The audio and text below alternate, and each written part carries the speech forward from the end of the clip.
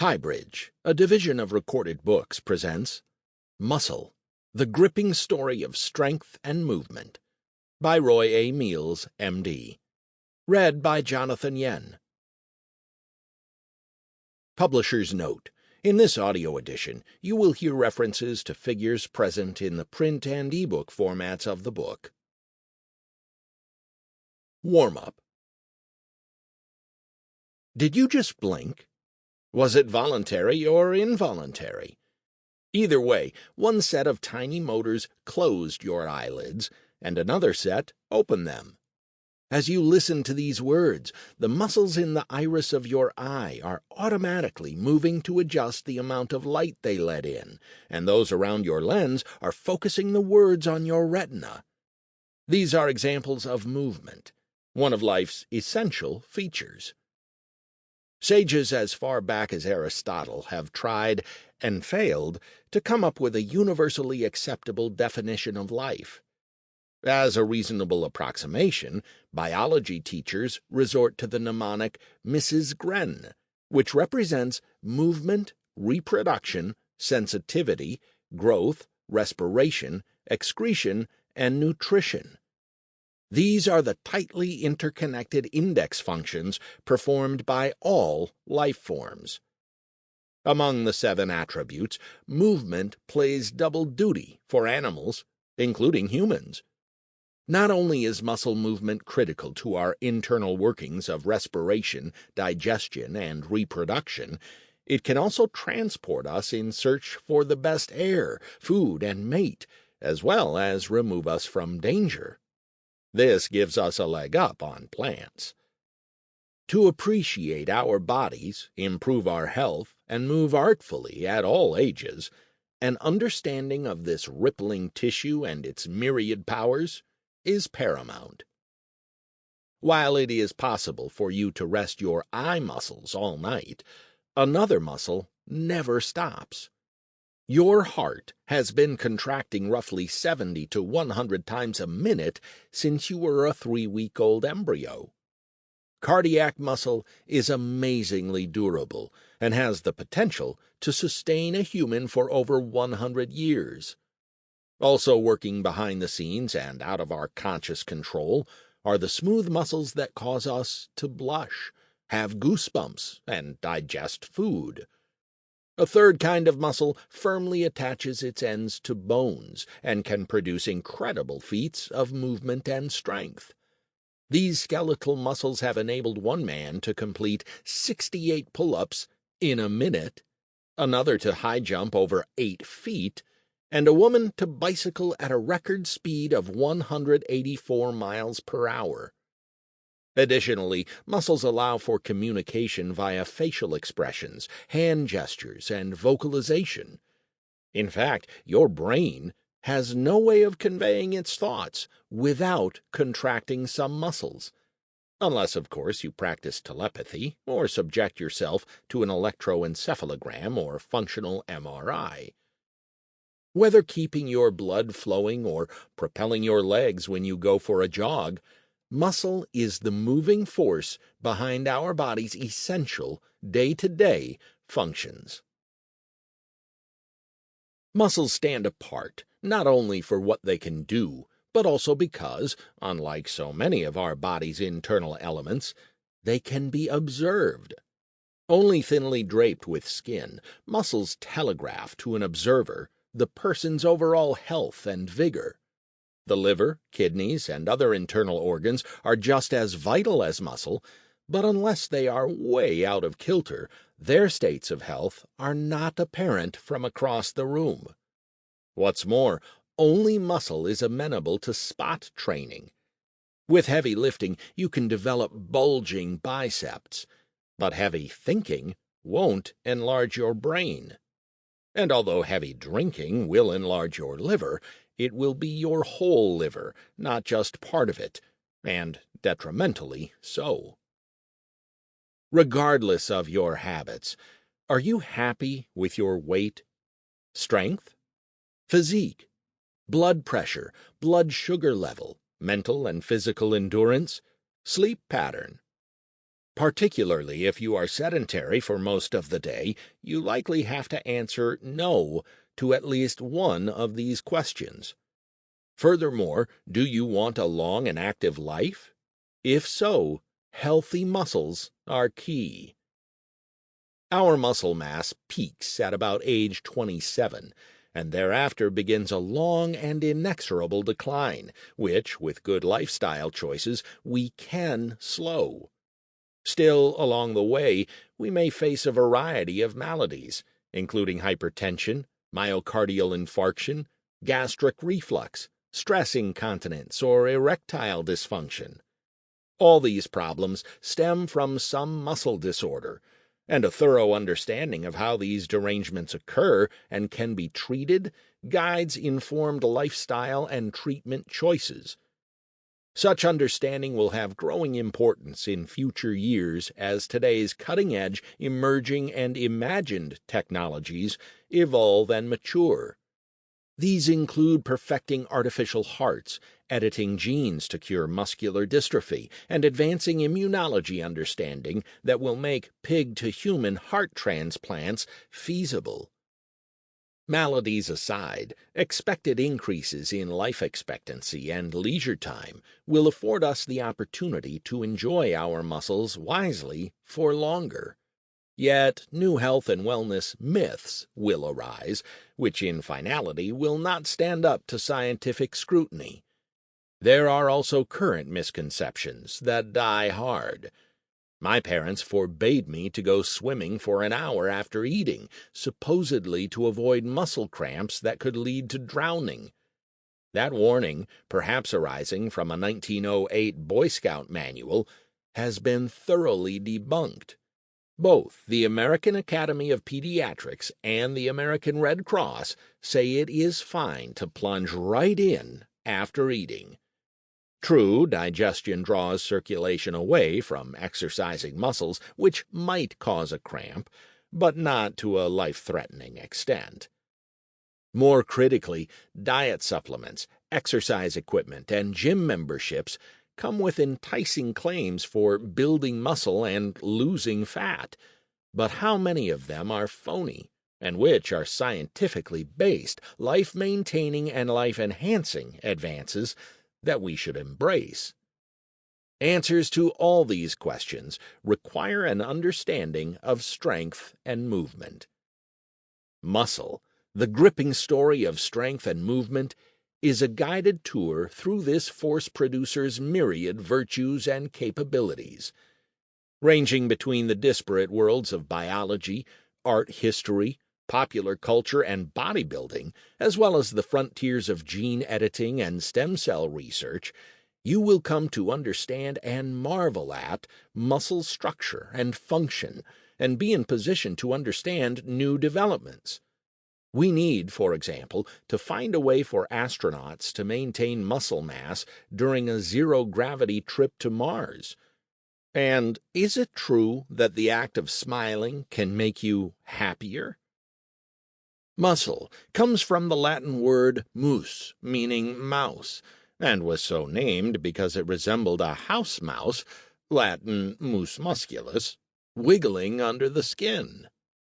These days, some men and women seek out not mice, but silicone implants to enhance their physiques. Nothing new here, because humans' infatuation with muscles spans millennia. Depicted in bronze and marble, ancient Grecian sculptures of Zeus, Atlas, Heracles, and fellow immortals are exceedingly buff, although it is unlikely that their sculptors had any direct knowledge of muscle anatomy. That changed in the Renaissance, and it shows. Michelangelo's muscular and lifelike David is a stunning tribute to the sculptor's genius and to Michelangelo's clandestine cadaver dissections. More recently, icons of pop culture, imagined and real, include Popeye, Superman, the Jolly Green Giant, Charles Atlas, and Steve Reeves, all with ripped physiques. All those who want to enhance their own musculature to emulate Marvel movie stars and those of us who just wish to maintain health and well-being without getting swole, must first understand how our muscles work. Let's get moving. Chapter 1. Discovery and Description. Anatomy is the oldest medical science, and every first-year medical student continues the tradition via indoctrination in the gross anatomy lab. But gross anatomy is not repulsive. Gross, in this context, differentiates visible to the unaided human eye anatomy from microscopic study. A quick look across time will be revealing. Sushruta, India's equivalent to Hippocrates, but about 400 years earlier, wrote that every medical student should dissect a human body. The prevailing attitude, however, was that bodies of the recently deceased were sacrosanct and should be touched only in preparation for burial. Sushruta advised a workaround for inquisitive medical students. Place the corpse in a wicker basket and submerge it in a slowly moving stream. Some days later, briskly whisk-broom the decomposing body without touching it to reveal its anatomical secrets. That undoubtedly was gross, and the process did not reveal and preserve any useful knowledge of muscle anatomy. Neither did the practices in ancient China and Egypt. Confucius dominated intellectual life in China for centuries, and reasoning and assumption prevailed over observation, which would have meant dissection. In ancient Egypt, perhaps 70 million bodies were eviscerated and embalmed, and certainly could have provided ample material for methodical dissection and advanced understanding. However, a special class of priests, rather than doctors, prepared the dead for burial and removed the internal organs piecemeal through small openings, again missing an awesome opportunity to study anatomy and pathology. Galen's pervasive influence. It was the same in ancient Greece as it was in China and Egypt. Knowledge was based on logic and speculation. Reasoning superseded observation.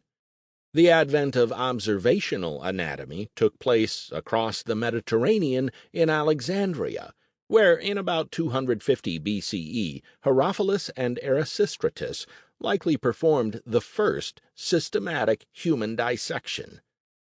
Observational science, however, did not catch on in the Roman Empire, where the Greek tenets regarding knowledge and learning prevailed. Then, about 150 CE, along came Galen, a Greek doctor living in Rome. In addition to being physician to emperors and surgeon to gladiators, he was a prolific medical writer, the most influential of all time. Unfortunately, regarding human anatomy, he was often wrong. This stemmed from his minimal first-hand observations of human anatomy, which were limited to gladiator wounds and the occasional corpse that washed up on shore. Galen compensated for this by dissecting monkeys, pigs, and bears.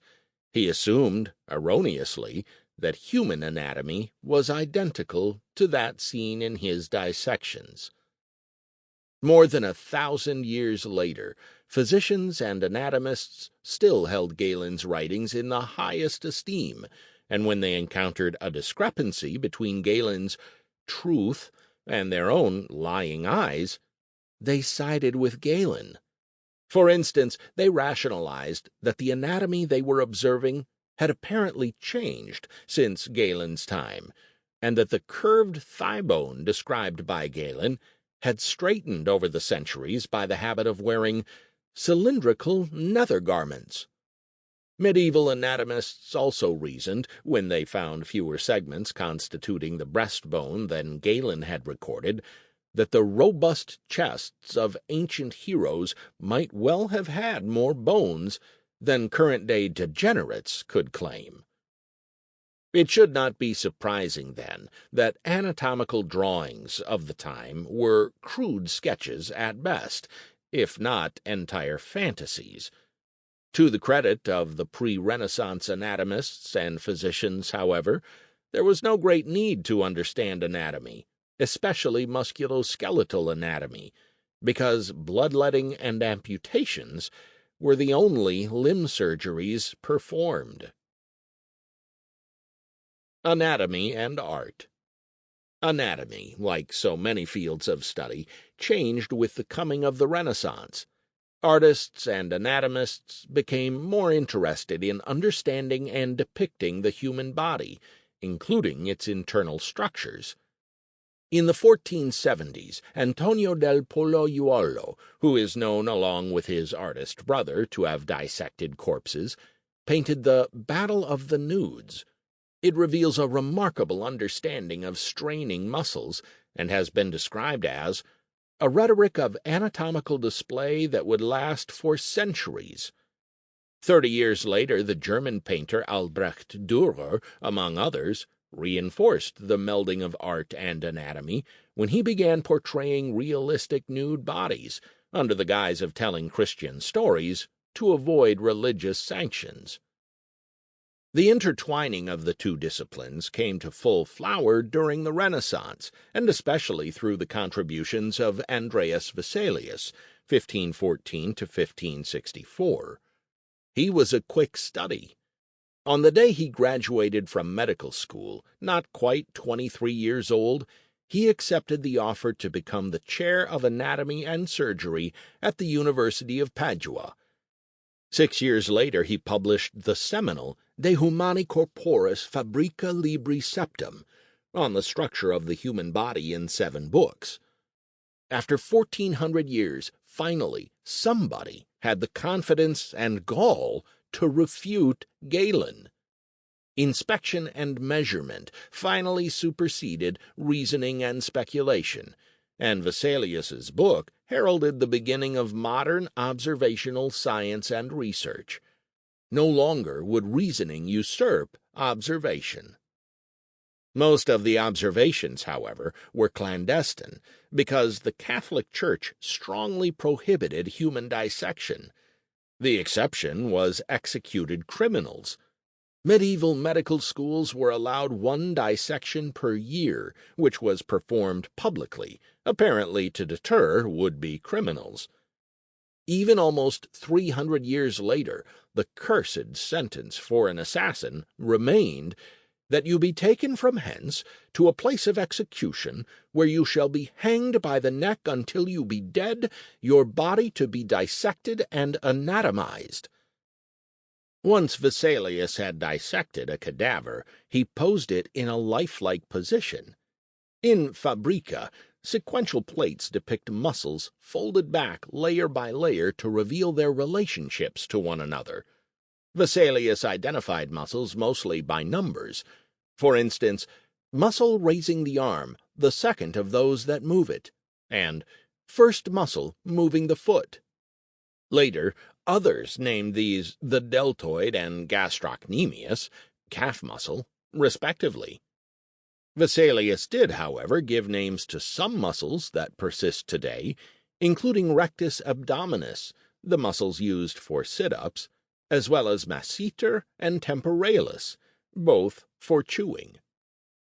Vesalius was the premier Renaissance anatomist and depicted his dissections with an artist's flair. Vesalius and Michelangelo, 1475 to 1564, died in the same year. Did they know each other and share ideas? I don't know, but it is obvious that Michelangelo, in both paint and marble, portrayed his subjects with an anatomist's accuracy. Although he took inspiration from the ancient Greek and Roman statuary that still existed in Italy during his time, he initially felt constrained. He lamented the Catholic Church's strict edict against human dissection. Michelangelo knew that he could never portray the human body realistically without knowing its interior structure. Fortunately for the world's cultural benefit, he did dissect, on the sly. Read the memorable details in Irving Stone's biography of Michelangelo, The Agony and the Ecstasy. The two disciplines of art and anatomy truly melded under the pen of Leonardo da Vinci, 1452 to 1519. Among his seemingly myriad pursuits, perhaps human anatomy piqued his interest more than any other subject. He said that he dissected more than 30 cadavers over his lifetime. His drawings, sketches, and accompanying descriptions show his deep understanding of the human musculoskeletal system in motion, which was an entirely novel approach. His studies, however, were not published until after his death, and some were lost until the 19th century, so his influence on later Renaissance anatomists and artists was blunted. On discovery, however, one further aspect of Leonardo's genius became evident. He understood the muscle's attachments to bone, particularly around the shoulder, and the lever actions so created.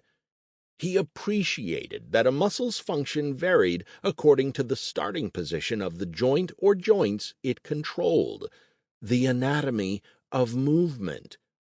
Leonardo also dabbled with cross-sectional musculoskeletal anatomy, a mode of representation that would not become clinically useful until the invention of computed tomography and magnetic resonance imaging nearly 500 years later. Renaissance artists not only developed and capitalized on the techniques of perspective and shading, they moved away from portraying just religious figures. If not performing dissections on their own, the artists enhanced their understanding of human anatomy by attending the once-a-year public dissections of executed criminals allowed by the Church. As happened repeatedly in Galen's writings, errors in anatomical descriptions and depictions continued to occur. A famous one appears in Rembrandt's Anatomy Lesson of Dr. Tulp, painted in 1632.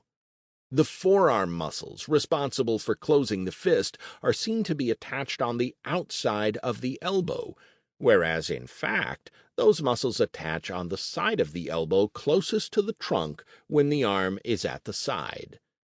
True, this detail does not diminish the painting's impact, except maybe for hand surgeons, but it is a curiosity that possibly arose from Rembrandt first sketching the anatomy of a right forearm and then not correctly reversing the muscle's orientation in the final painting. Depiction in 3 dimensions. Despite the great advances encountered during the Renaissance in understanding anatomy and depicting the findings artistically, problems persisted in trying to depict real-world 3-dimensional anatomy in 2-dimensional paintings and drawings. To an extent, this was circumvented in the 18th and 19th centuries when European medical students used full-scale wax and papier-mâché models to study human anatomy. This method did not sustain interest, but another one did, and today continues to grow in importance. Russian Nikolai Pirogov, 1810 to 1881, likely did not know of Leonardo's cross-sectional sketches when he embarked on making his cross-sectional anatomy atlas, an illustrated topographic anatomy of saw cuts made in 3 dimensions across the frozen human body, which he published in 1855. 9 years before, while visiting a butcher's shop in the dead of winter, Pirogov noted that frozen pig carcasses sawed straight across demonstrated the precise positions of anatomical elements with respect to one another, whereas conventional dissections necessarily disturb the locations of superficial structures to view deeper structures, and thereby destroyed their special relationships. Pirogov realized that he could use the cold Russian winters to freeze human cadavers to the density of the thickest wood, and then saw them into slices sometimes as thin as 1/16 of an inch, thaw them, and accurately draw the anatomical structures with their spatial relationships to one another fully preserved. Like Leonardo, Pirogov recognized the medical value of such cross-sections over 100 years before computed tomography and magnetic resonance imaging came along, whose raw images are entirely cross-sections.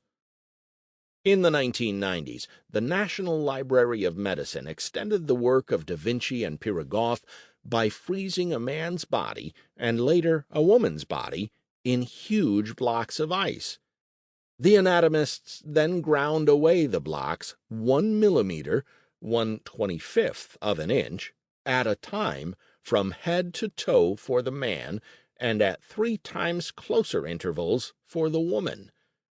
At each interval, they momentarily thawed the block's surface and photographed the anatomy.